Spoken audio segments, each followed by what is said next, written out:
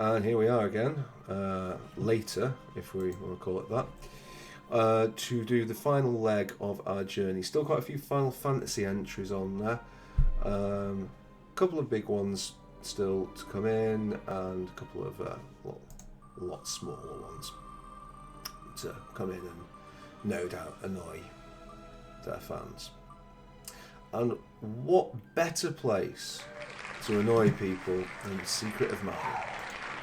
Secret of Mana was one of the Chrono Trigger and Final Fantasy VI are both SquareSoft, same people who made Final Fantasy VII, as is Secret of Mana. Secret of Mana is different, probably the most unique to these games.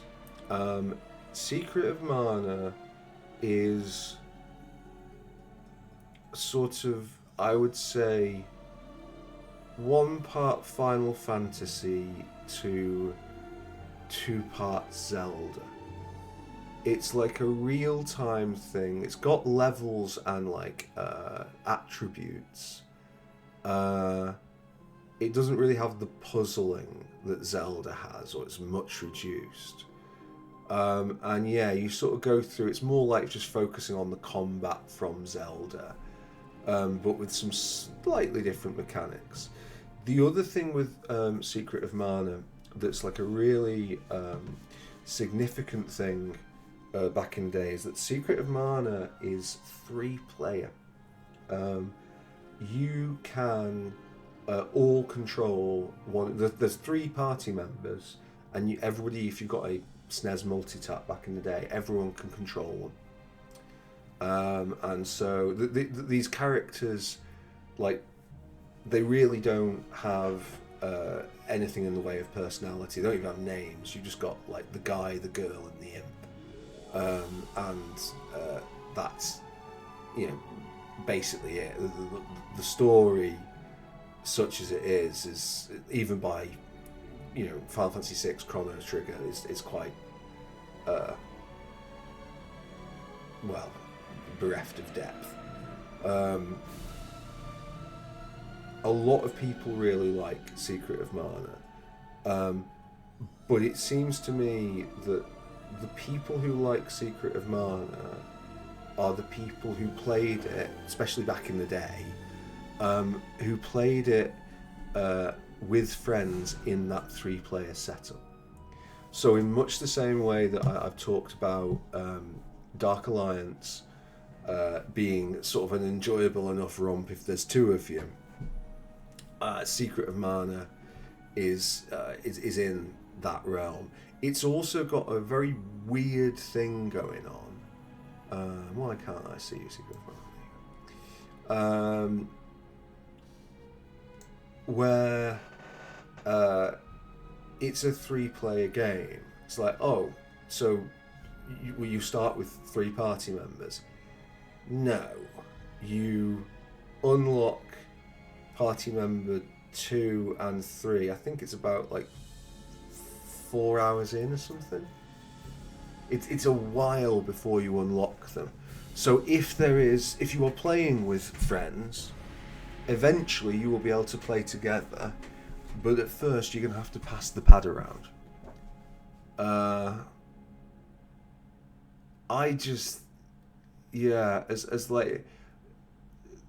don't really understand, from a single player perspective, why anyone would play Secret of Mana. It's just, from a puzzle action perspective, it has, it is light years behind A Link to the Past, which comes out I think about 4 or 5 years before it. And from a story focus, even on the SNES, it's just both Chrono Trigger and Final Fantasy VI are dwarfing it, to say nothing of the PlayStation era Final Fantasies. So I don't know. I mean, if you can play it, if you've got the right thing, we did try and play it, me and Substandard Michael, together. I can't remember if we got to the point where we could both play at the same time, but it wasn't very interesting. I don't know. I don't think it's aged well. Let's see what is next on our list.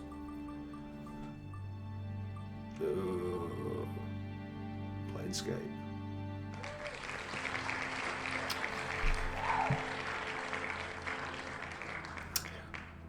Before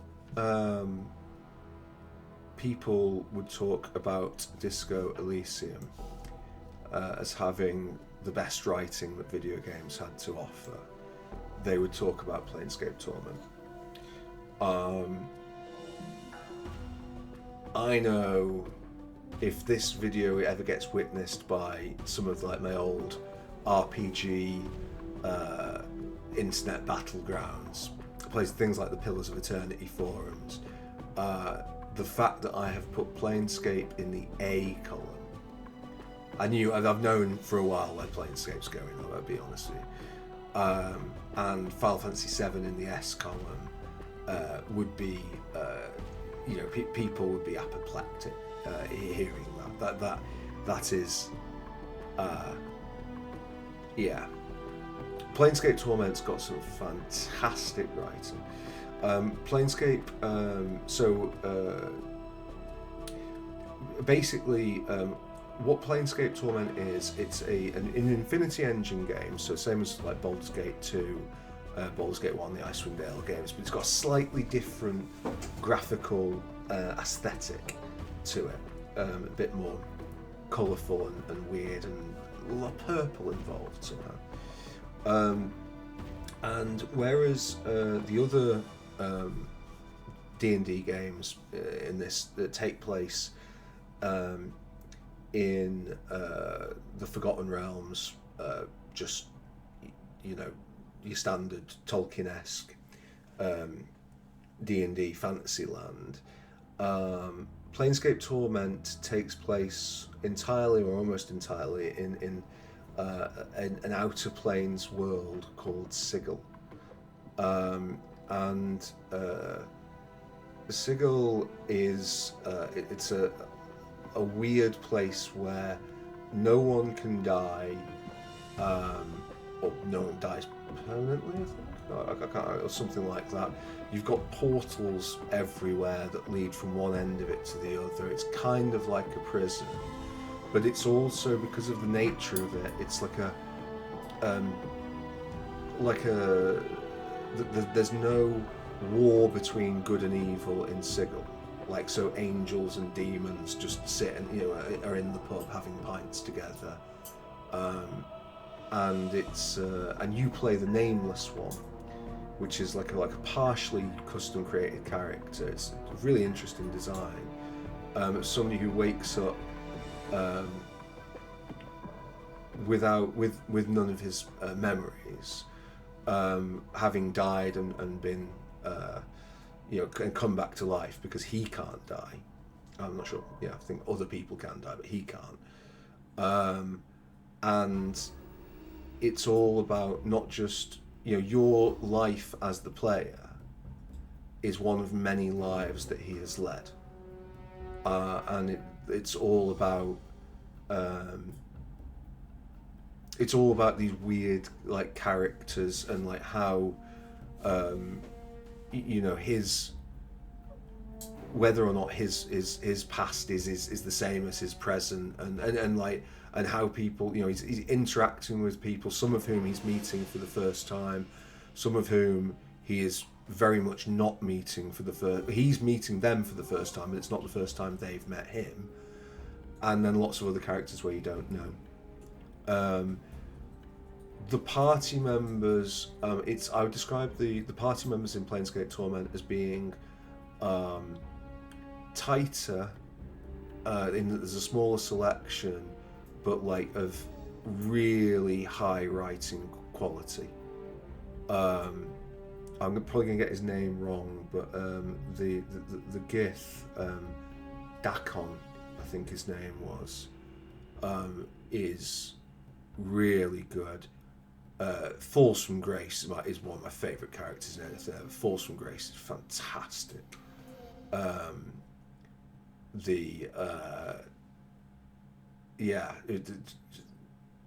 I don't think it would be too much of a spoiler to explain that, like, the basis of a character, which is to say, she's a succubus who's turned good. or has she? And it's just brilliant. It's just absolutely brilliant. So, yeah, it's a really, really, really good game. It's sort of like a blend of Fallout and Baldur's Gate in its feel, in that you've got sort of like this. You've got like tactical combat that's kind of like Baldur's Gate, and it's those sort of spells, but there's also like just more involved talking going on. And some of the writing, I mean, as I say, is just fantastic. So why am I putting it in A tier? It's an all-time classic, Planescape Torment. I will not cover it on this channel because I think certain games, like, I just think you need to explore it for yourself, and I don't like exploring really well-written games in a Let's Play setting. I think there's something more personal to it. The other thing is, I'm like sure as hell just not going to read out all the dialogue. I don't want you hearing the Nameless One's voice in my voice. I think I'll avoid playing that here. I might play it again personally for myself. It's been a while. But yeah, no, it doesn't really fit the bill for what I'm doing here, even though it is equally as much of a classic as Fallout, as Chrono Trigger. Like, it's a real. Yeah, it might even be of these five the one that is closest to being S. But the thing that stops it from being S, it's a little bit like it's got kind of this Disco Elysium problem. There's more game to it than Disco Elysium, so it places higher. But like, it is fucking pretentious. Like, it's really good. I mean, like some of the, like I say, some of the characters, and it can be funny as well. It's not all like super dry, but like it like it's gonna sound really weird, but like Baldur's Gate 2, Fallout, Final Fantasy 7, Knights of the Old Republic, anything around it like kind of feels quite down to earth, whereas like Planescape Torment, and I've heard people say that they played it and their feeling was, oh, just get off, you know, like, why, you know, why is there so much reading? Because there is a lot of reading in Planescape Torment, and it earns it better than most. But if you don't like reading things on a screen, maybe that's what you do for your job, a lot of us do, and you come back and you're like, I just don't want to be reading lots of small text, I don't care how good it is, that's going to be a markdown in Planescape's Planescape's mark book, whatever we call it. The other problem for me with Planescape, and maybe I'm being a little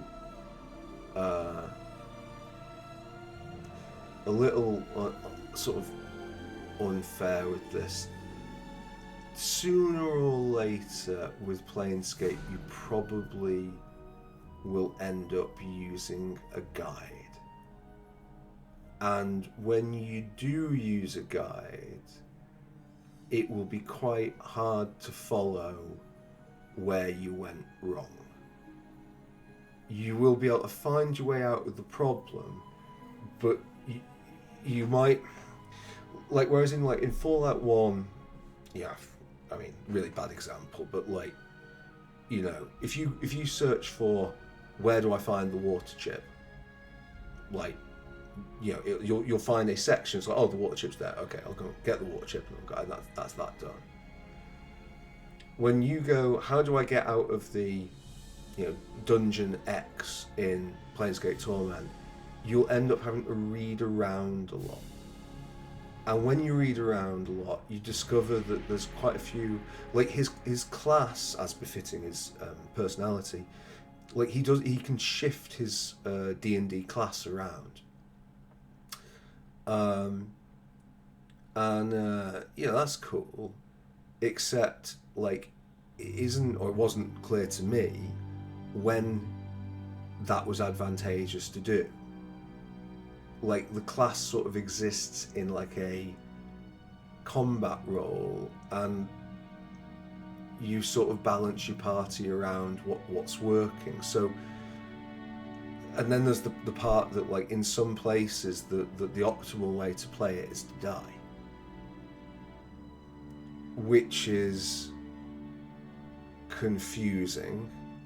And then, like, when you look at, like, from a purely attribute based perspective, like, it's one of those things where if you know what you're doing, you can pump up your attributes into the clouds and you get access to lots of extra content. Whereas if you don't know what you're doing, a lot of the content is sort of locked off, which isn't in and of itself a problem. But when you keep getting exposed, because you have to use the guides to find out what's going on, and you keep seeing this, it takes a bit of a sheen off. So it's not S tier for me. I've never completed it. There's also like a one infinite dungeon, which just gets me every time. Like I start grinding in the bloody. I mean, the Modron cube is cool, but I just don't possess the bloody restraint to not farm for XP in there. So that is I mean, arguably that's on me, but it's a trap. We talked about Planescape Torment for a lot there. There's a lot to talk about. It's a very significant game. Tell you what isn't a very significant game. Final Fantasy XII. Allow me to put words in substandard Michael's mouth when I say that Final Fantasy XII is his least favourite Final Fantasy and my second least favourite Final Fantasy. If we second, well, not including like spin-off garbage, but like I like it 8 less. If we look at the other Final Fantasies that are here, we've got 6, 7, there is 8, there is 9, and there is 10, and there is still to come 15. So, what makes Final Fantasy 12 my least favourite Final Fantasy, apart from 8? So the first thing, like, with this is like what do you expect from your Final Fantasies? And I, having grown up with Final Fantasies 7, I will include 8 in this, 9, and then later 10. I expect a character-driven narrative. Going through some sort, just a character-driven narrative where that's there. I also expect to control my characters in like an RPG way, and I expect I really am looking for 3-dimensional characters who I can grow an attachment to and care if they succeed or fail. Final Fantasy 12 doesn't do that. Final Fantasy 11 was an online Final Fantasy, if you're not aware, and Final Fantasy 12 seems to be, to me, inspired by that.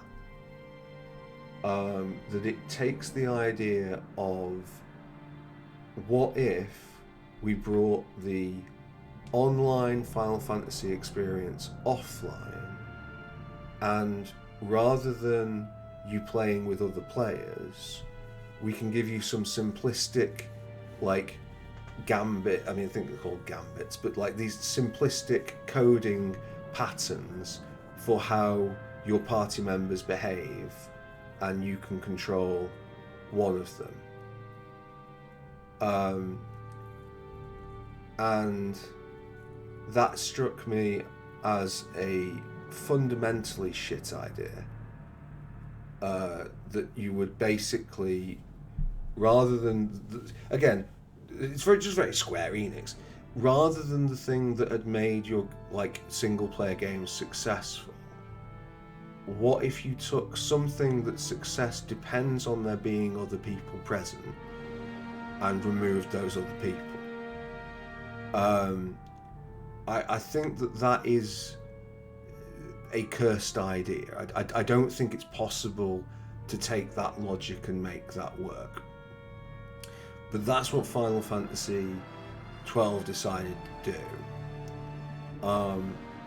In terms of the characters, to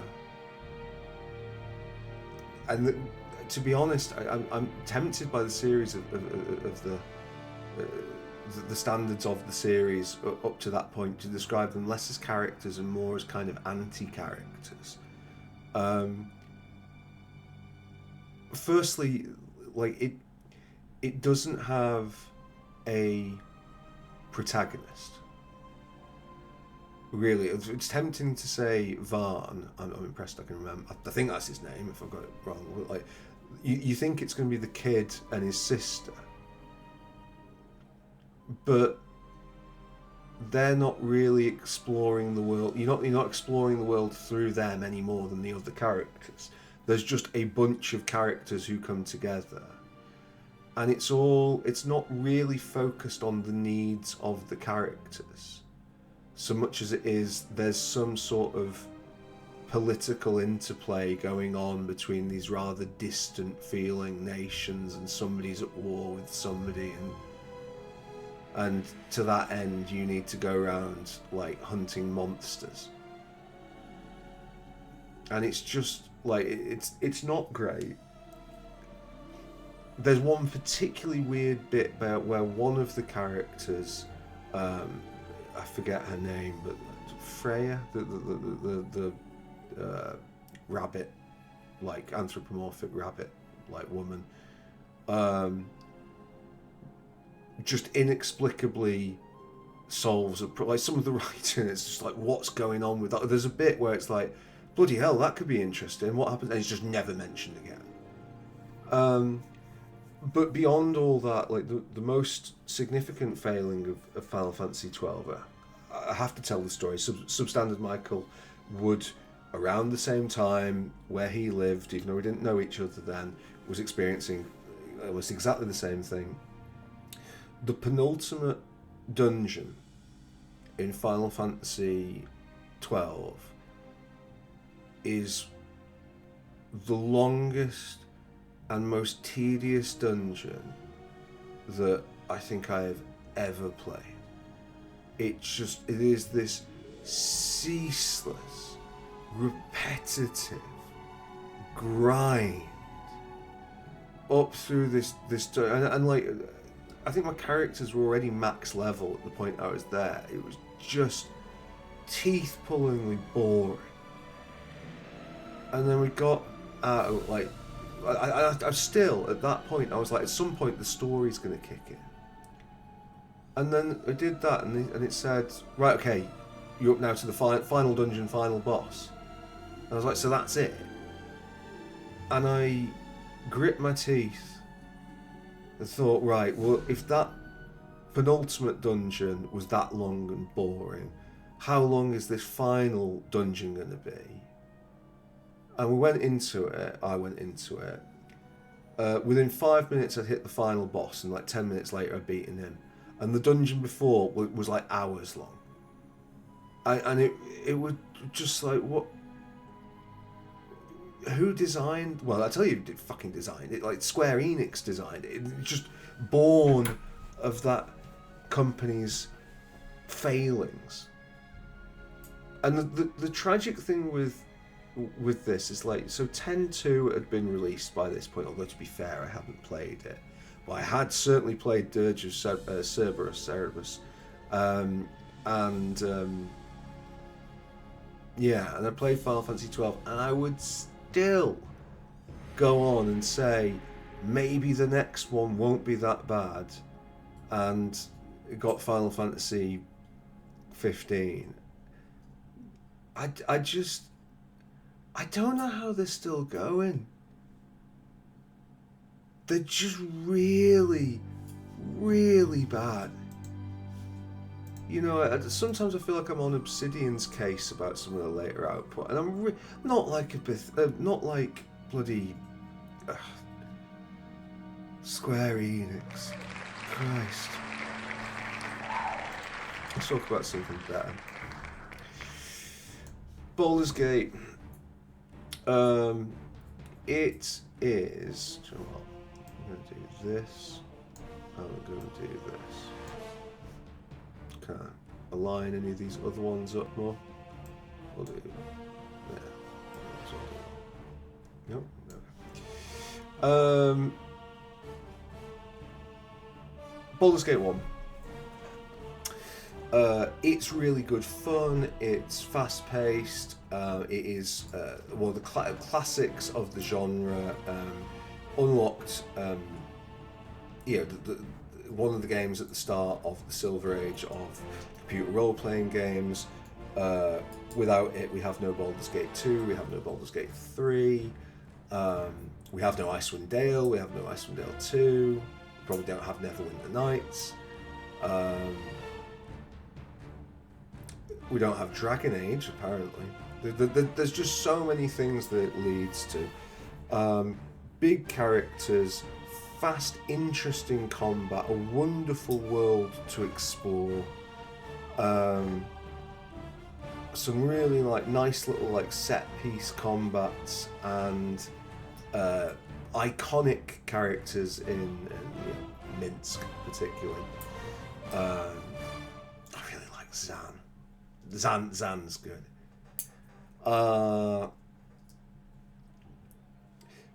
It's a bit of a weird one to put next to Planescape Torment, this, because as much as I love Zan's good fun. Khalid I quite like. Minsk obviously royalty. Everyone will have their favourites from Baldur's Gate. Are any of these characters as well written as Dakon or as False? I think her name's False from Grace. No. I mean, for the False from Grace and then Dakon are just much cleverer, more interesting, sophisticated characters. But Planescape Torment, for all its sophistication, it's just not as fun as Baldur's Gate. And Baldur's Gate, that has to count for something. You know, when we're going up this list, this is one of the key things. I mean, some of them, Planescape and Disco Elysium, I think most obviously there, are pulling themselves up ranks where other games around them are possibly more fun. Perhaps to a certain extent, Final Fantasy X is pulling itself up on its writing, which is an odd thing to say. You want games to be fun, and Baldur's Gate is fun. It's just the best. It and its sequel, to be fair, the best implementation of D&D mechanics in a video game. And the difference with Baldur's Gate 3 and why these two place higher is because it's not trying to drag tabletop into a video game. It's trying to take D&D and build a video game from it. And that's a really, really important lesson to learn if you're going to take something from tabletop and apply that. There is another game, I think, that's in here. It's not in here, and I need to add it. I'm going to add it right this instant, I'm going to put it in here. I'm really sorry I've left this off the list. I've spotted another one which I think needs to be on the list as well, unless I...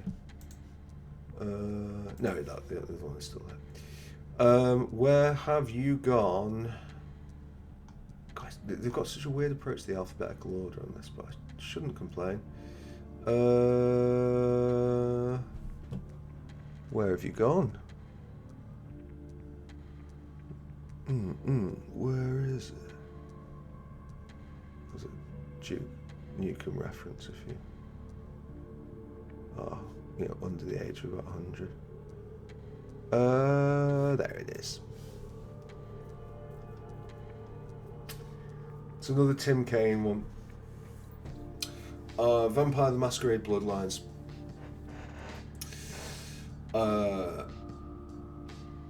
So Vampire the Masquerade Bloodlines is the second... I say it's the second game, the Vampire the Masquerade game that was made for, or at least that I'm aware of, for the PC or indeed the console or anything else. They are not sequels. They are games using the license in much the same way that Planescape Torment is not a sequel to Baldur's Gate. The first Vampire the Masquerade game was called Redemption. It is almost universally regarded as not being very good. Vampire the Masquerade Bloodlines was a game built by Troika. Troika were Tim Kaine, who I mentioned near ceaselessly on this channel. They were the studio that he founded, or co-founded, is perhaps a better way of putting it, following on from him leaving Fallout 2. Vampire the Masquerade was one of the later ones that did this. Oh, I should have included Temple of Elemental Evil on this as well. I've forgotten about that. I keep forgetting about these damn things. Well, yeah, we'll try and remember Temple.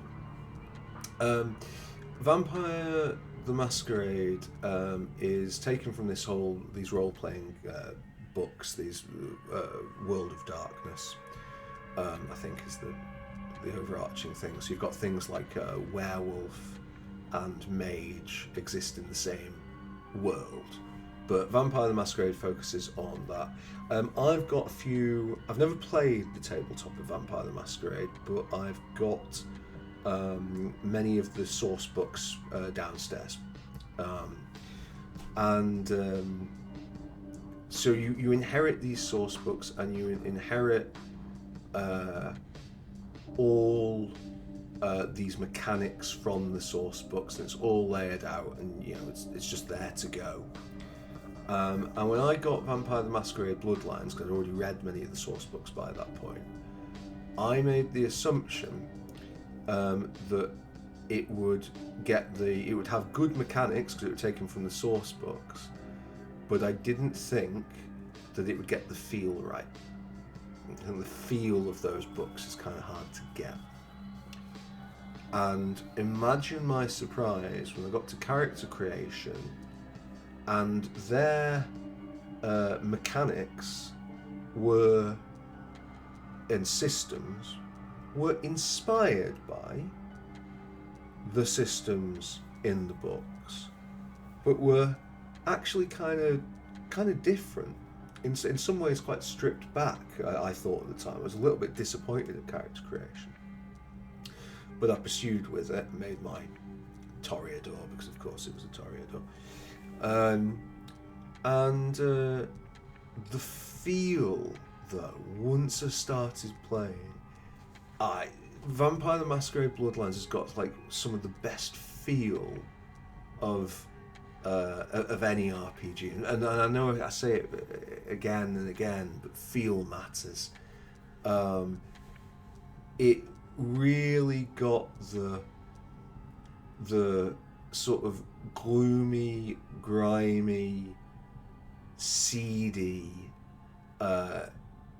take of it, and also like it does. There's a couple of bits in Vampire the Masquerade where in Bloodlines I should call it, in Bloodlines where it just steps into various forms of like straight horror, uh, and it's good, and it is. It can be horrifying. It can be fantastic and fun. It is. It's rather embarrassing to say, but it is an incredibly sexy game. And if you are playing, vampire stuff, I think that is part of the the feel of the world. I think that's why people get into it. It's got some fucking cool approaches to puzzles. I really, really, really like.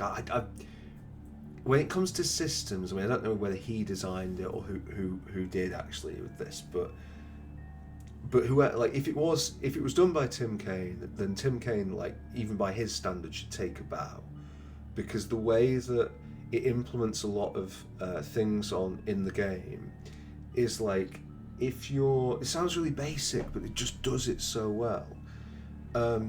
Like, take hacking into computers. Like, you've got a hacking skill, and if you've got a good hacking skill, you can automatically hack into these computers because of your skill. But if your character has no skill in hacking, but you, the player, are quite good at hacking, you will be able to get into that computer. And it scales it like, they're not always. So some of I remember one of them being like, I don't know how the frigging hell I get in. And I was locked out of one in particular.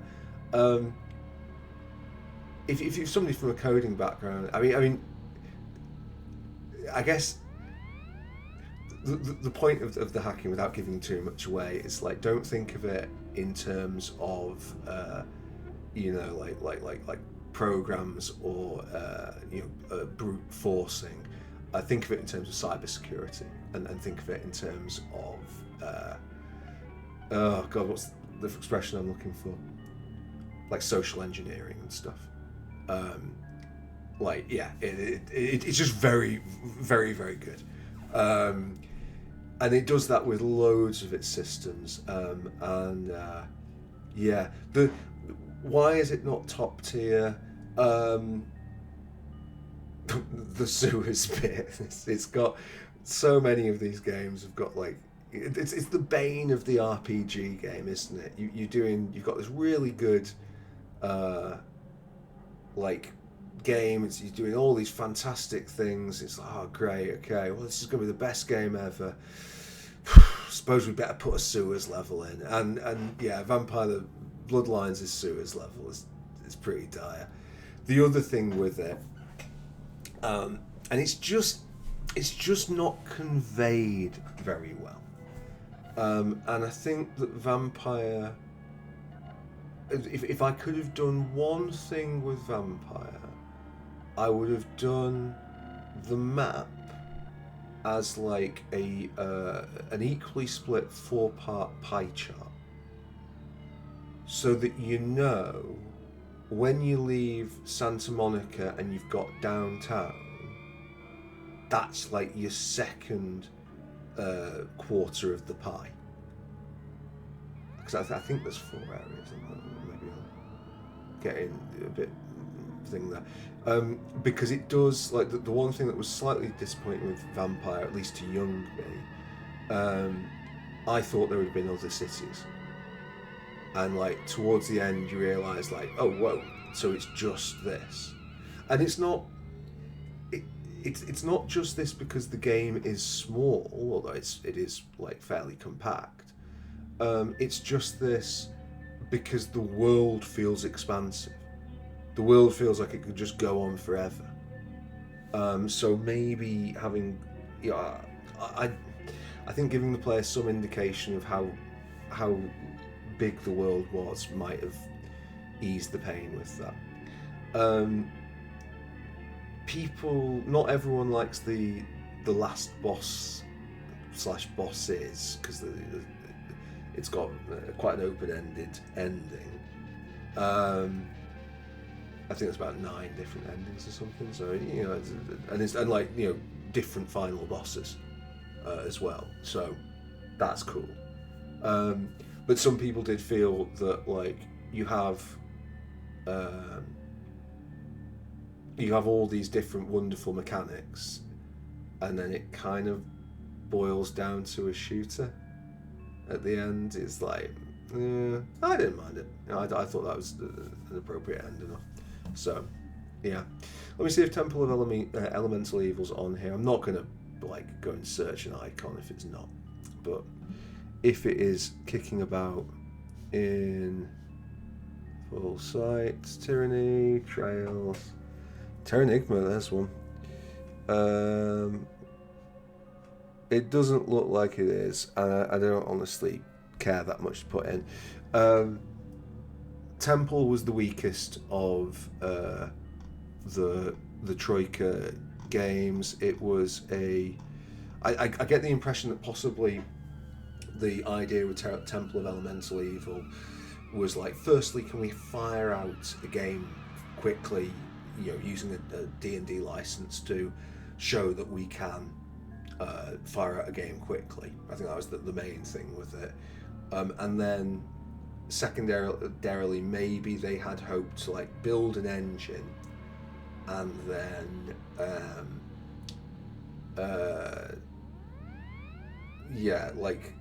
to use that engine for subsequent modules. But like, for whatever reason, the Temple, I think I've said it in the previous video, or maybe the one before that, it's a lot easier to build a game where you are the good guys than it is when you are the bad guys. And although Temple had an impressive range of alignments and starting areas based on those alignments, it just sort of sits in this like in Icewind Dale, it's a dungeon crawl. You kill everything. In Baldur's Gate, you talk with the good guys and you kill the bad guys. And in Temple of Elemental Evil, it's just never really quite sure. Like, should I be killing these people? Should I like? And you might think, well, that's a more complex RPG, experience. It shouldn't be as simple as black or white. But like, it's, I think there has to be a certain amount of clarity as to what the expectation is of the player.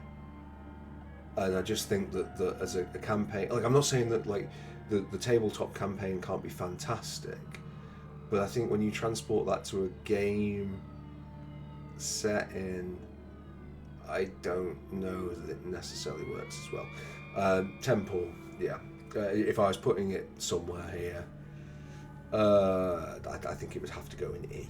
I don't think it rates up that highly. We're nearly there, although I say nearly there. How long have we been going? Oh, bloody hell. Might Magic 7. I played the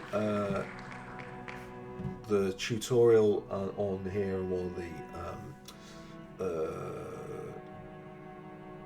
on one of brief let's plays. I will return to Might and Magic 7. Might and Magic 7 has a subtitle for Blood and Honor, but nobody would ever call it that. It is, to me,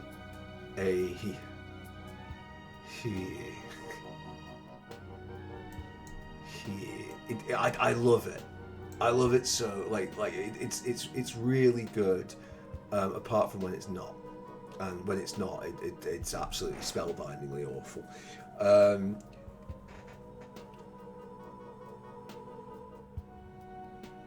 I just don't really know what to do with it in this sort of context, because like, in many respects it's just obviously shit. the graphics, world building is bad. Like the writing is really bad, like really bad, and then the storytelling choices of like the plot of Might and Magic 7 is just, and indeed generally of the Might and Magic games, but the plot of Might and Magic 7 as its standalone game, it's just amazingly bad. It's just I didn't. It has just and all the games have, well, I think, not sure if all the games have the twist. I think some of them might be in earlier on, but if you're going to play a game, if you're going to play Might and Magic for the first time, I would say you play the 7th version. It's the fastest one. It moves along at the fastest pace. It's got a belting character creation system, a really nice like leveling up system. I really do like the leveling up system in Might and Magic 7. I think the world can be harsh on a blind playthrough, but that's true of all the Might and Magic games, really. It's a bit of a game that you play with a notepad or with a in the days of the internet with a like it's journals and UI is not helpful, but I just enjoy it. It's just something about building a party in that game is fun. Like I've got to the point where the sort of twist happens, like I think 3 or 4 times now. Like it's a lot of playing in that game. I think it's for all its flaws. I mean, like I said, the writing is so bad, but like I think it's got to go up there. It's just like it's so satisfying, and as well, like the way it does gear, like there's so much, and like actually the gear inventory screen in a game that is ugly as sin, that screen's gorgeous. Let me see the character holding up the gear, on his things, and I can like click on it there. Yeah, I think it's brilliant. Except when it's not, and then when it's not, it's just fucking terrible. And like some of the dungeons, like until you know what you're doing, like like sometimes, like one of the big things. I mean, if and when I do a Might and Magic 7 playthrough, we will go through and we will rinse various areas and monsters in order. And we will do that in a very, very, very specific order.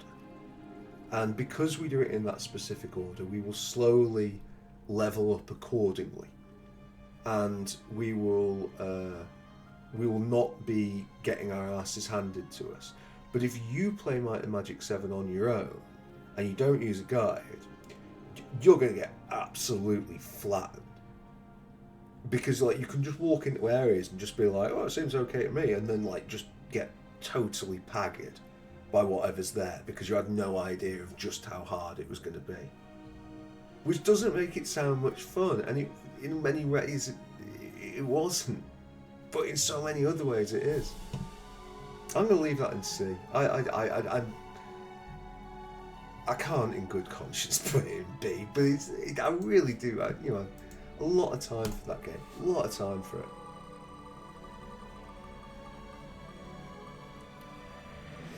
Final Fantasy Tactics. Final Fantasy Tactics was a PlayStation 1 game that has it looks, when you look at it, you might think it's a SNES game, because it's still pixels rather than polygons, as I recall. I don't know if they'll have it here because they sometimes eschew.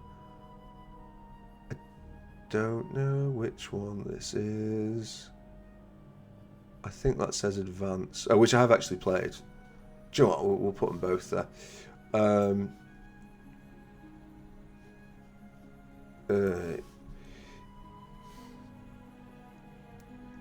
Right, we'll do it in. Let's do it in order from best to worst. So, Final Fantasy Tactics. It's party class focus thing. I've mentioned Fell Seal in the first one. Fell Seal is just like it's literally like a carbon copy of it. The only difference being that Final Fantasy Tactics has like bad storytelling, and I'll die on that hill. That like, firstly, there's so much grinding that like you just the time difference between one story event and another means you just don't know what's going on, and then all the characters and country names and location names are all very similar, which just makes it very hard to tell what's going on with the plot. Like the plot's a non-starter. You don't play it for the plot. You play it to level up these classes, and there's some quite cool class combinations, and some of the combat can be quite fun. I think that Fell Seal is a bit more fun, and I think that Final Fantasy Tactics Advance, which was for the Game Boy Advance, but it's very much the same. It's the same game, but it's got a bit more of a. It's got one of these small child gets transported to another world where fantasy creatures exist plot, which as much as I hate those, it generally the plot is moving along at a better pace than in the original game, and it's sort of you've got an idea of what's going on. I mean, a long time since I played it, but it's there. I completed Final Fantasy Tactics Advance. I certainly didn't complete Final Fantasy Tactics. I'm tempted to put them in the same. Oh, God. I just think that they're so similar that like they are all a D tier game for me. Like I think that you need to have, and there is still a game that does this. That for that sort of thing, that sort of tactical game, you need to be bringing something else to the table to really escalate it, and I just don't think any of those do. So,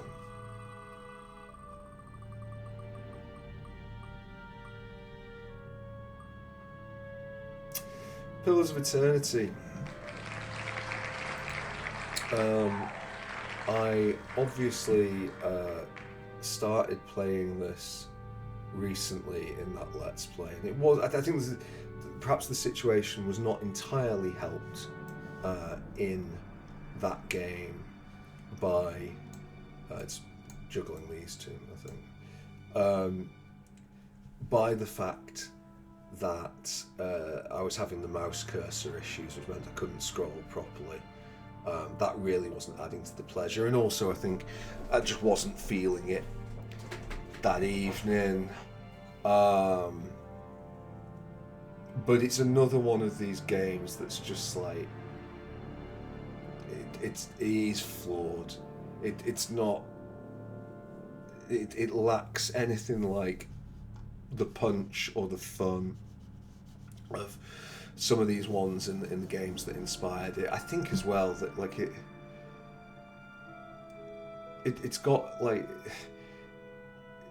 it to me it's not as bad as some of. I mean, I've been playing like Planescape Tides of Numenera, and fuck me, like that's a game with a fucking pretentious start. But it's got its writing has like a lot of pretensions to it, and yet really just doesn't deserve those pretensions. Like it's not that good. Like and it's another one of these where, to a certain extent, you're dependent in the genre of like tell don't show, because you know it's not like a 3D sort of game. So like but it felt like there's a lot of telling going on, not a lot of showing. A lot of dead end mechanics that are like just you know, like the combat system is just, which to be fair, younger me backed Pillars of Eternity, and I remember getting into arguments with a guy called Sensuki on the forums about, he wanted the combat to be much more like the Infinity Engine games, so no tanking, no just simple aggro systems, keep the combat fast and the UI clear. And I wanted it to use a more modern tanking system to give, because like in Baldur's Gate, like, to be fair, it's not terribly complex. Like, the monsters go for the nearest enemy, so you can, like, you end up in like sort of Benny Hill combat situations where people are chasing each other. I mean, you've seen the playthrough. I killed the ogre, and we've got frigging yakety sax playing as that's going on. So I wanted something that was, that utilised tanking and aggro. But what I got, which was closer to what I wanted on paper than definitely what Sensuki wanted, it was just a mess. It is the combat. Like, when you play in that game, and like the combat UI kicks in, you've got like 3 characters in melee, and it's just a visual mess. It's just ugly, and the combat moves stodgily, and you've got like other things with it that are not necessarily related to that point, but like just add into this of like, you've got your, what have you got? You've got your health, you've got your stamina, your endurance, and like, it's just not like just have health. Like, don't like, whoever thought like, well, we can have like endurance for the fight and then we can have health in like the in the overarching world. It's like, it just doesn't need that.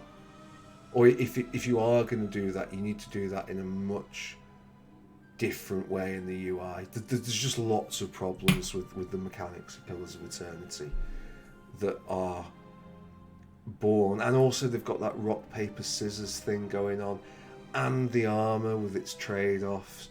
No,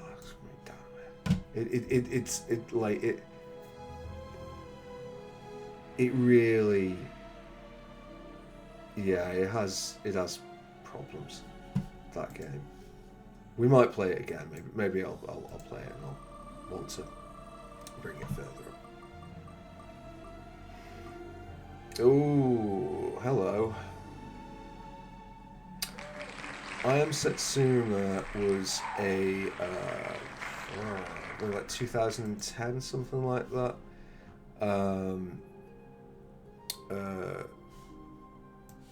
RPG by, I think, is it Tokyo Dream Factory or something? Whoa, sorry, that was a bit, didn't mean to send it up there. Yeah, it's basically like, it's the plot, well, spoil that.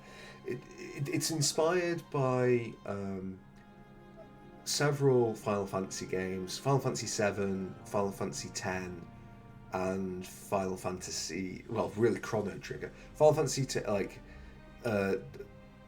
7, 10, and Chrono Trigger, and it's a neat little RPG that I really liked at first, and it just wore me down. It just doesn't get going.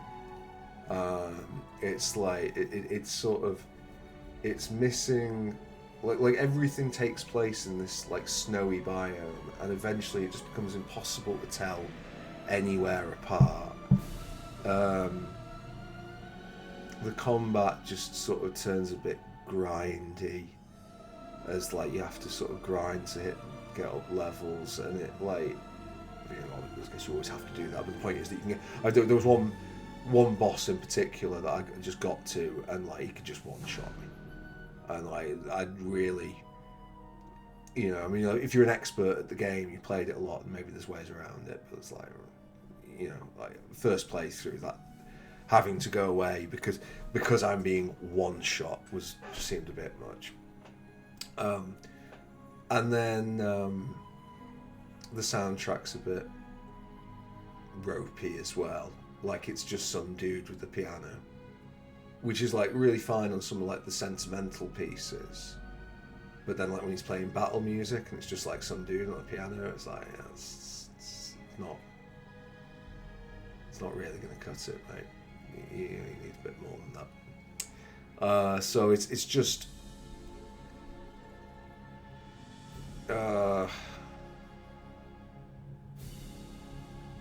it Setsuna's it's not good enough, unfortunately. I think I will keep it there because I did really enjoy the start, but I had no chance I was going to finish that. Oh, not long to go. Not long to go. Final Fantasy fucking 15. The Last Straw should be its subtitle. Final Fantasy 15 was. Where the freaking hell is it? Even that's 40. There we go.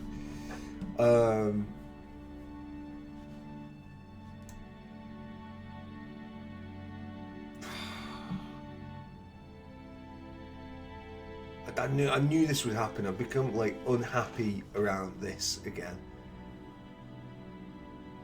No, it's not as bad as that. Which means that that's not as bad as that. Which means... yeah, alright. Yeah, alright, it can stay there. Right, okay. Congratulations, Pillar of Eternity. Oh, it does. Pillar's fucking boring. No. Right, okay, happy medium. Final Fantasy 15. I played the Royal Edition, is it called, or something? Whatever, it's a PC release, so that might have affected some things, although it did seem to be the same when Mike played it on his PlayStation. Final Fantasy 15 is a game that has some ideas that are not that bad. An absolutely killer fishing game, the best fishing game in any game I've ever played. It might be that fishing game might be the only reason this is out of F tier. It might be the only reason. The fishing game and the food and camping elements of it are all that keeps it out of G tier. Going round on that road trip with your boy band, like in your fancy car, camping off at locations, choosing what meal to cook from ingredients, that bit was fun. The combat was weird. And I'm not. I might sound like the big I am here, but there was like the combat. There was there's an easy mode and a normal mode, and I played on normal. And I used to play when I got into a fight. I would take one hand off the controller, pick up a book, and read a few, like, not chapters, but like, you know, like read a page or so, until I heard the battle music stop, and then I would put the book down and go back to playing. And I used to be able to win most. There was one or two exceptions. The curl fight was an interesting one, I've got to say. But almost all the other fights, you don't necessarily need to look at the screen or use two hands on your controller to win. That's on normal. I don't know what easy was like. So, weird. Some design choices. The pick up item button is the same as the jump button.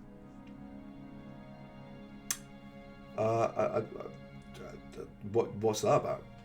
Like, why would in 2015 or whenever it was released, why after like there being, 40 years of gaming history, where no game has ever done that, for what should hopefully be an obvious reason, did Final Fantasy 15 choose to do that? I don't know. It's bonkers. Like there's, and it's not like they were short of buttons on the pad. So that was odd. But I mean, the other thing I did like about it, I must admit, and I've said it before, that like, just Final Fantasy 15, like the most like homoerotically charged game like, of all time, and I'm not being facetious here. Like, yeah, why not? Why not? Like I am like a little bit sick to death of following around in my RPGs and things straight people. Let's have some gay people in it. It did feel a bit more like the gay people in Final Fantasy 15 are there for the pleasure of the women playing the game rather than necessarily of other gay men. But whatever, like it's something. I don't know. It just feels like it lights a bit of a fire that when they're all like literally just sharing like 4 guys in rooms with like 2 single beds, and like then telling each other to take their clothes off and stuff. It's those bits were fun. I don't know if that's true to the original or whether that's a localization thing, but I did enjoy that. I must admit that was good fun. Awkward at times, but it was, as I say, it's something different that felt in the spirit of the thing.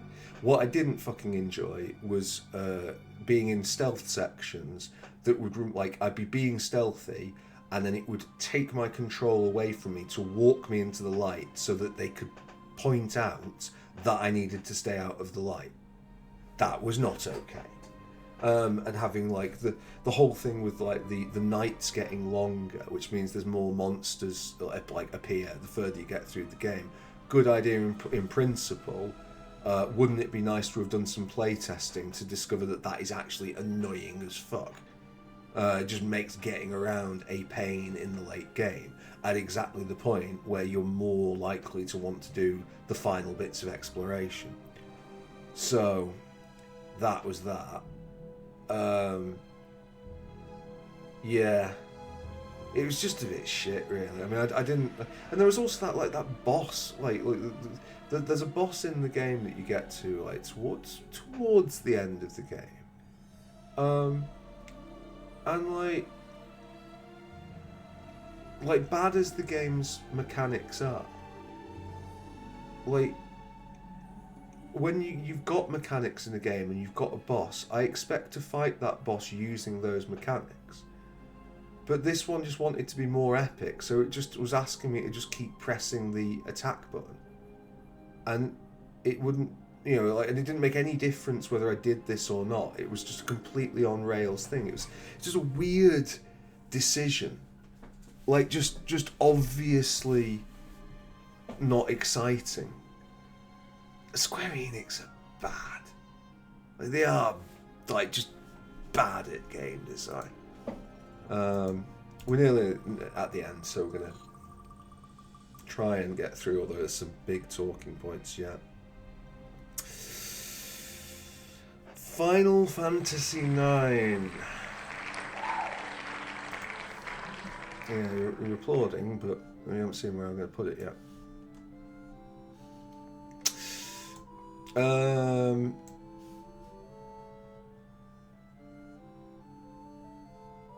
Yeah, I think I might. I don't know. Yeah, no, I think it's going to sit there. And to be honest, Final Fantasy X has come down in my rankings, having played it for a second time over lockdown. I recently started playing Final Fantasy IX again, just as sort of dabbling with some standards, Michael, and oh yeah, like we played it, and that is a game with a slow and bad start. I remember 10 having a bad start. 9's not got a great start. And I started to remember like some of the things, like the way it works with the. I really like the fact that Final Fantasy 9 is class based. I think that's really good. I'm really not sure about the way you have to grind with weapons in order to solidify their like attack elements or whatever it is on your person. I'm not really sure on that. The story in 9 is just, while not as hilariously bad as in 8, is just not as good as 10 or 7 by a long shot. Neither are, Vivi, like, is the best character by a mile, and then the rest of them are not really good characters. That they're all a bit lackluster. Like when you sandwich that between like 7 and 10, yeah, I don't think it's there. Which is making it sound like I like it less than 10, and I think maybe I do. But it does. I remember the combat being more exciting once it gets going. The trouble with 9, I have completed 9 twice, I want to say, but it's been 20 odd years since the last one, and I don't know where I'd stack it now. Like I'm very different to the person that I was back then, and we'll see. I'm much happier with my other Final Fantasy ratings on this because I've got more recent history. Don't know on that.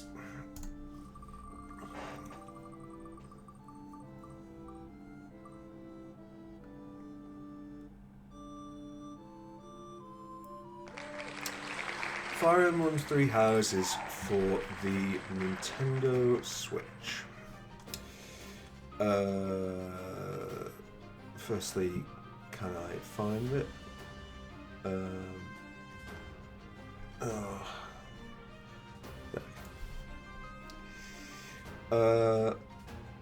gonna put that there for now.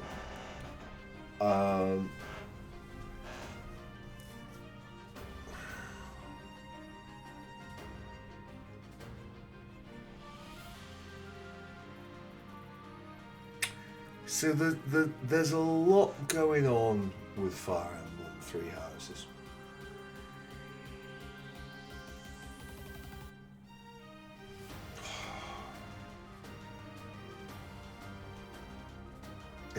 You see, like the more I do this, the more I'm like, I need an extra row. Like, because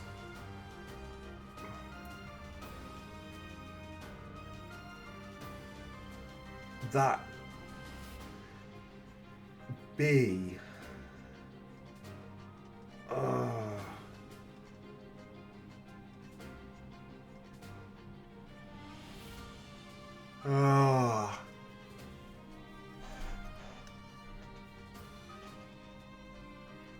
It's tough. It's really tough. The Fire Emblem Three Houses is a game that has absolutely boiled my piss. I would like to, I don't know if I'll be able to, I would like to do a Let's Play of Fire Emblem Three Houses and have to see what my options are for that. It is something that I am strongly considering. I'm just going to try, hopefully, and borrow it off a friend tomorrow, but I don't know if that's going to be possible.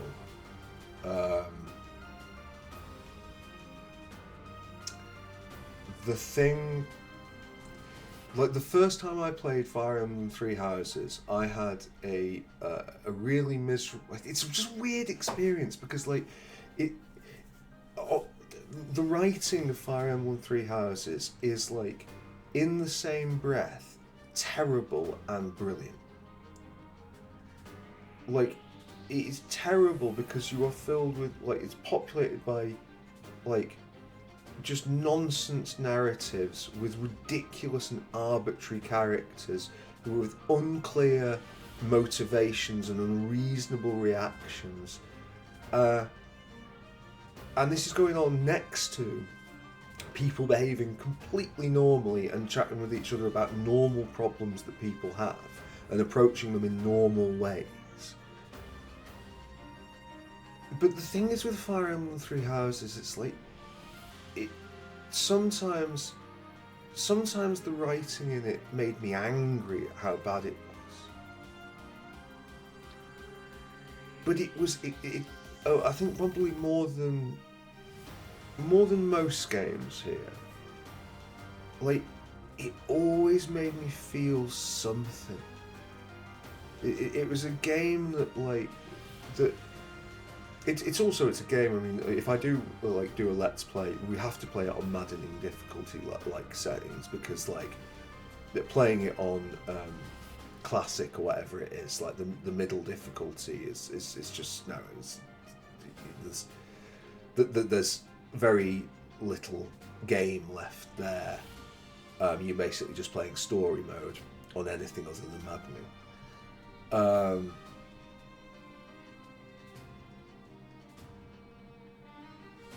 But I've got like 150 hours in it. Albeit about fucking 80 hours of that in the cunting fishing game, which can eat a dick. And I just want to do another playthrough of it. I really like...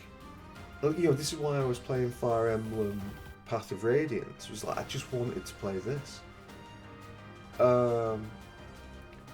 It's like... It's big... stylish, chock full of personality, resplendent with anime waifus, if that's your thing.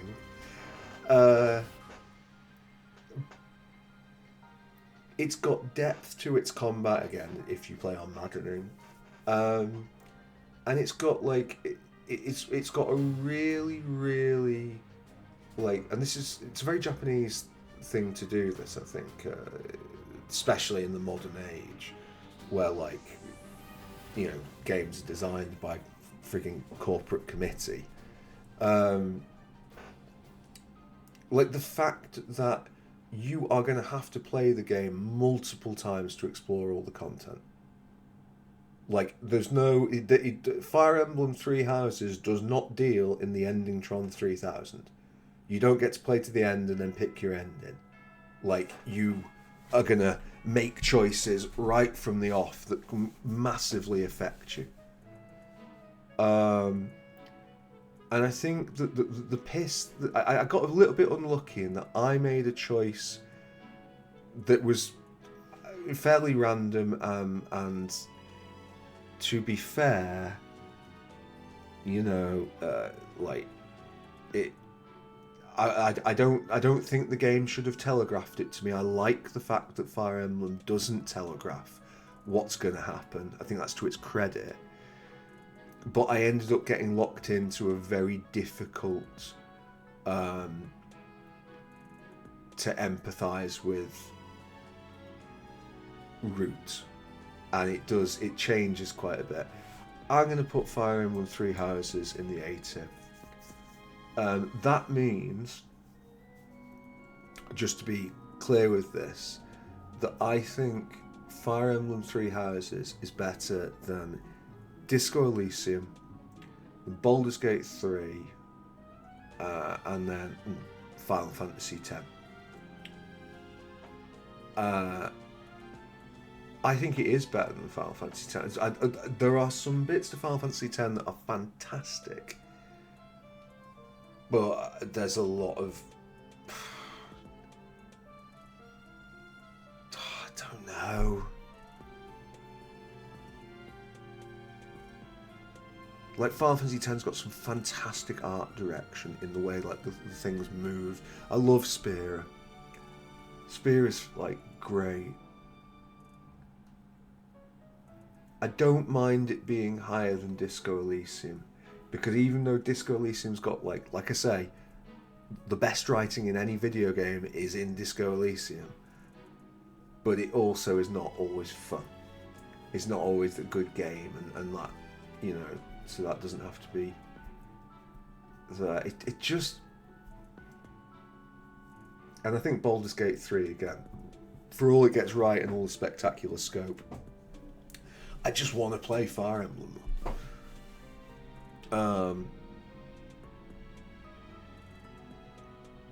But then if we're dealing with this, like, you look at the company, like, the problem I have here is, like, in this row, Fire Emblem Three Houses is probably the best game. In this row, like, it's like, you've got these two. You like, all of this. These are just fucking stone cold classics. And then you've got these two.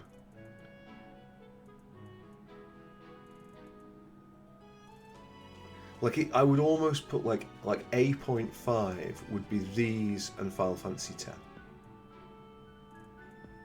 But I can't keep doing that. I need to. I've already got a lot of tiers to play with.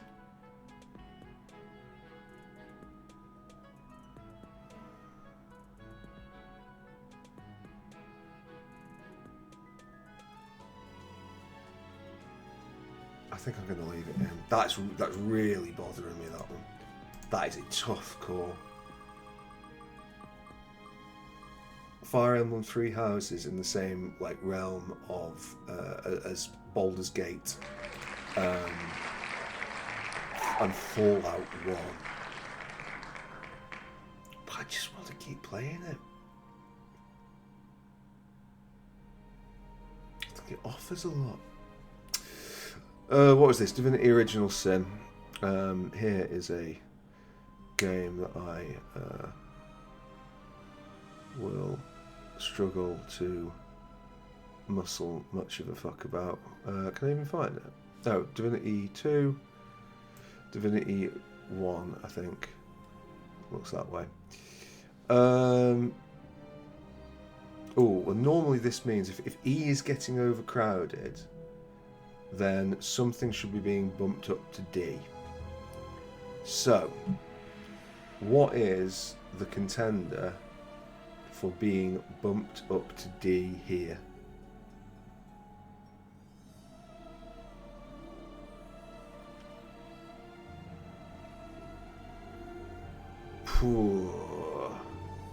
Like, Divinity Original Sin, I just didn't enjoy. I don't like the writing. I don't like the fact that you've got, like, 2 party members. I don't like the hard, like, level requirements fights. I don't like the infinite number of, like, items that you can just pick up in the world. I just don't enjoy it.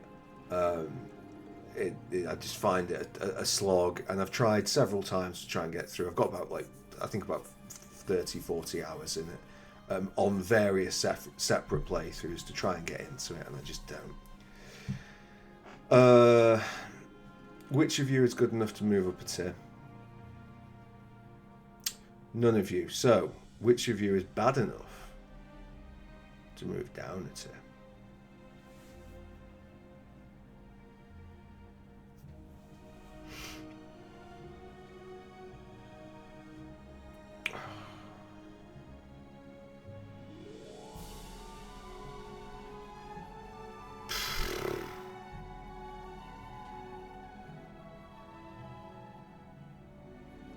Can't decide.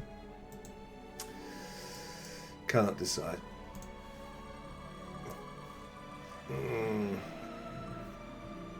Home straight. Fallout New Vegas. So, Fallout New Vegas is an odd one. Though this one is like not particularly complicated. It goes one above Fallout 3. Fallout New Vegas was Fallout 3, but with some of the more RPG flavoured elements from the original Fallouts, sort of brought a little bit back in. Fewer of the interesting set pieces,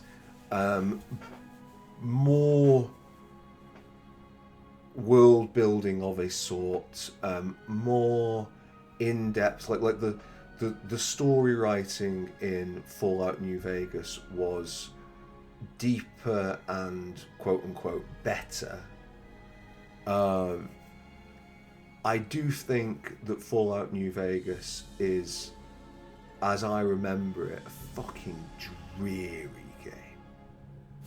I'm not really sure, like when I think about Fallout and Fallout 2, and like they've been really, been quite fun for the most part.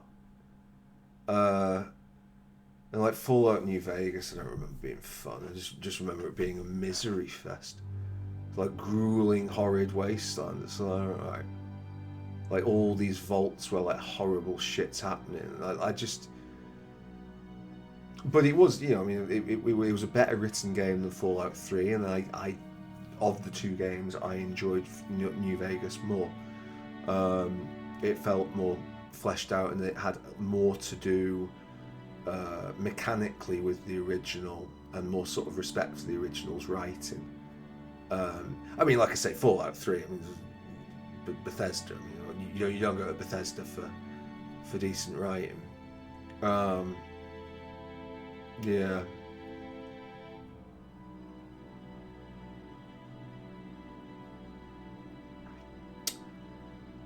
Yeah.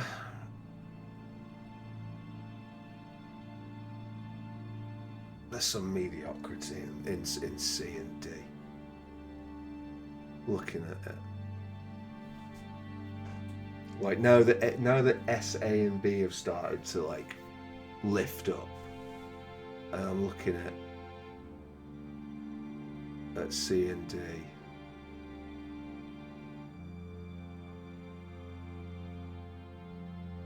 Like E, I think, yeah. It's just the thing is with this, it's like I don't want to be unkind to anything here and force it into, the piss boiling category, and like to say nothing of these. Let's just remove that. The last two.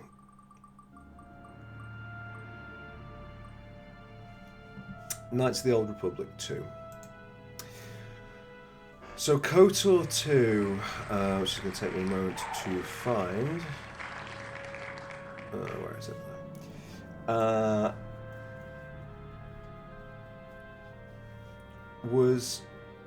It basically it was not as good as KOTOR 1. Nah, you know what? That can come down here.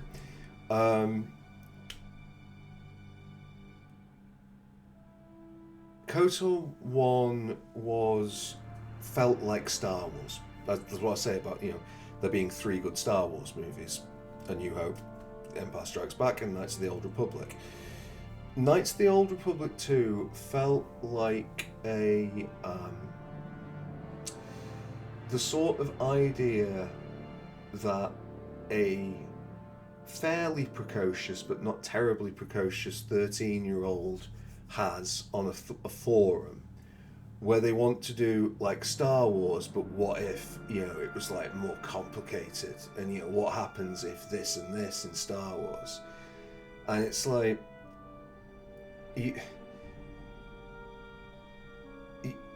it's not. It's more to me reflected of a failure to understand the setting. If you're trying like Star Wars doesn't lend itself well to greater scrutiny of its like moral ambiguity. It is high fantasy that exists to uh, yeah, it exists in its own sort of, I guess, paradigms. There's the thing, like when you try and make that clever, you know, I don't want to sound like really dismissive, but I just think you're only making it clever for people who aren't very clever. I maybe that's a ridiculous gatekeeping thing to say, but it's like, just pick a, you know, like a more an area, like a setting that suits it more. Like New Vegas, making that all grim and stuff. It's like, yeah, it kind of fits in with the world. And you still have better writing than another grim, because Fallout 3's got some grimness, but like New Vegas just writes it better. But trying to shoehorn that into Star Wars, it's fucking Star Wars. Like, you know, like it just doesn't go well there. Then there's the fact, of course, that Knights of the Old Republic 2 overran, and large sections, most famously the ending, which I will absolutely spoil for your like total benefit.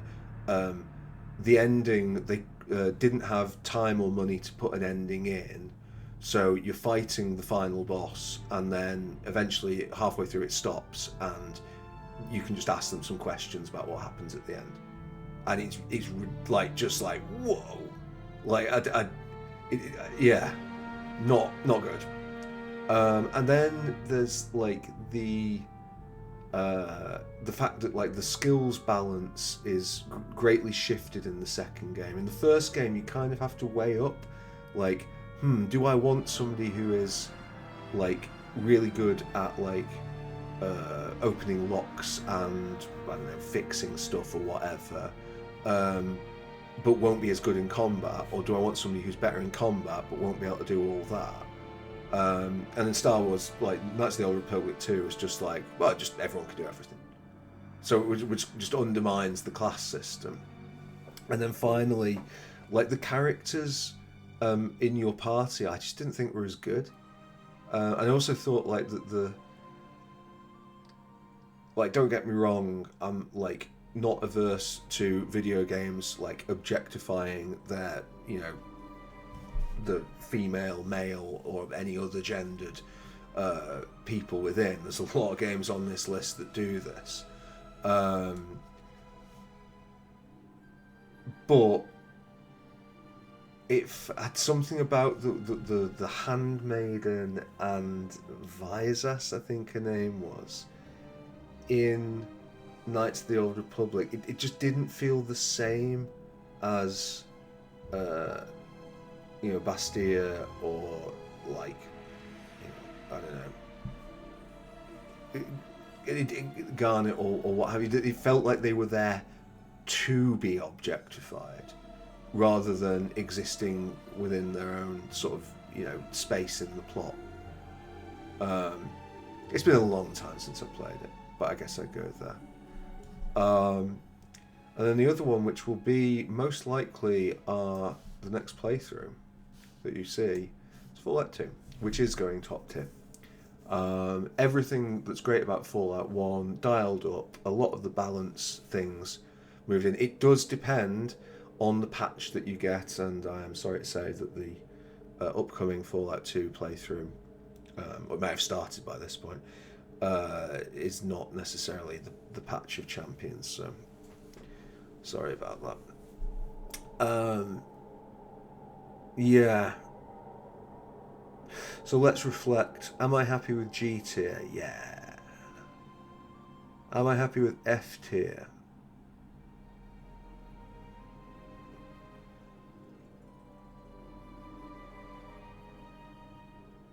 I just feel that like the E and F, like they're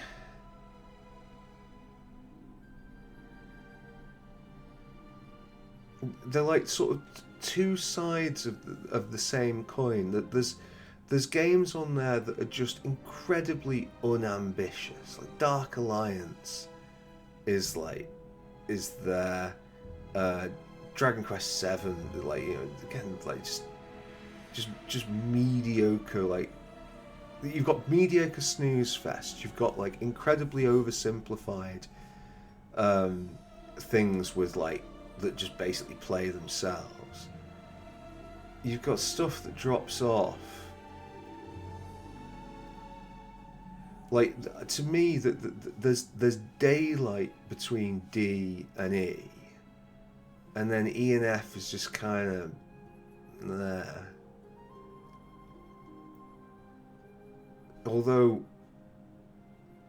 you know, some of these are bad in a way that, like, a lot of these are just average. Like, there's some bad choices there. And then C and D, like, if I had to play, if I was going to play, like, you know, I've got to play one of these games again, which would I play? I'd play that. And then afterwards, and then if I had to pick one of these games that, like, I absolutely don't want to play again, I would pick that.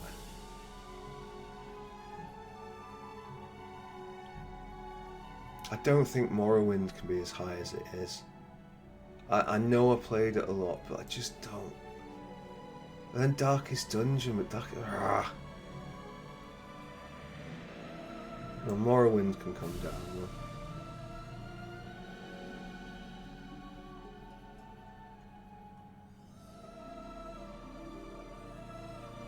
So difficult. It's just so difficult. Like,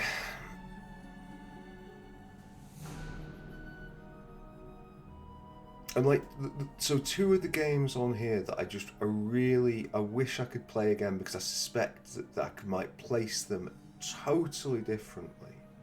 And the first Knights of the Old Republic and Final Fantasy IX. I suspect Final Fantasy IX could come down a rating. I suspect Knights of the Old Republic could come down a rating. If Knights of the Old Republic comes down a rating,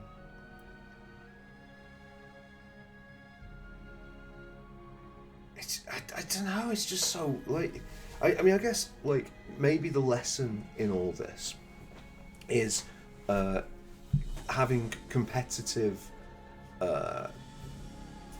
tier rankings for game, you know, having competitive game design is inherently foolish, and yet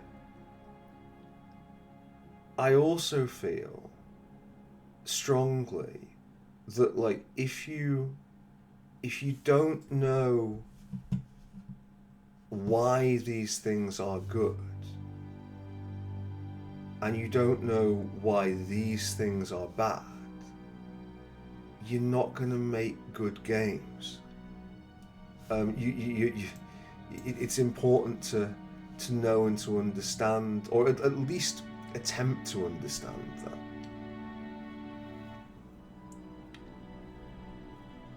And, like, I know,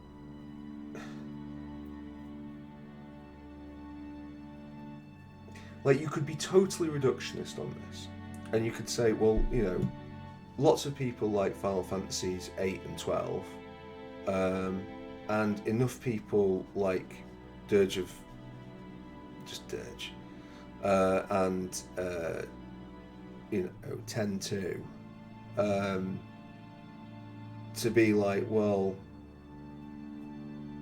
just make anything then. You know, there's got to be some sense of self-examination to get there.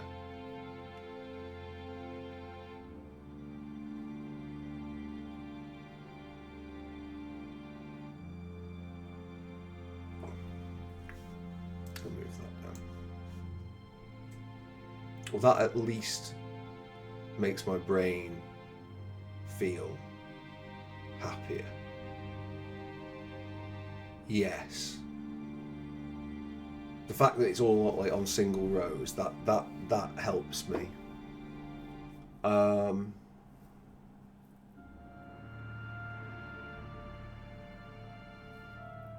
It would be nice to shift more down, but I just don't think that more go down. I don't think anything in E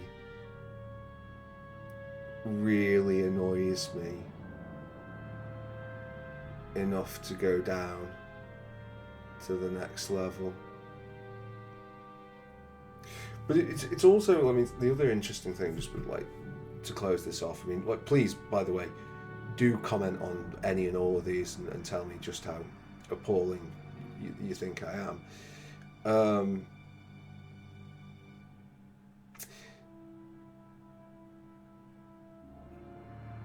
The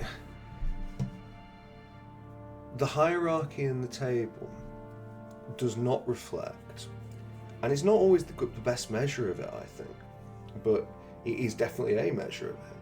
It doesn't reflect the number of hours played. Final Fantasy VII will be up there. Fallout 2 and Baldur's Gate 2 will be up there. Baldur's Gate 1 will be up there. Fire Emblem Three Houses will be up there. Fallout 1 will... don't know about Fallout 1. Final Fantasy VI, Chrono Trigger, Planescape Torment, Bloodlines, Knights of the Old Republic, they won't be up there. Pathfinder will be well up there. Okay, I mean, I've done 10 twice now, so maybe. Baldur's Gate 3 will be up there, even though I, mixed feelings on that. Darkest Dungeon is right up there, but that's an example of why this doesn't work, because Darkest Dungeon bloats its way through. Wasteland 2 took a lot of hours. Might and Magic 7 have got loads of hours in. Next row. Morrowind, I'll have a chunk in. Row after that, nothing really.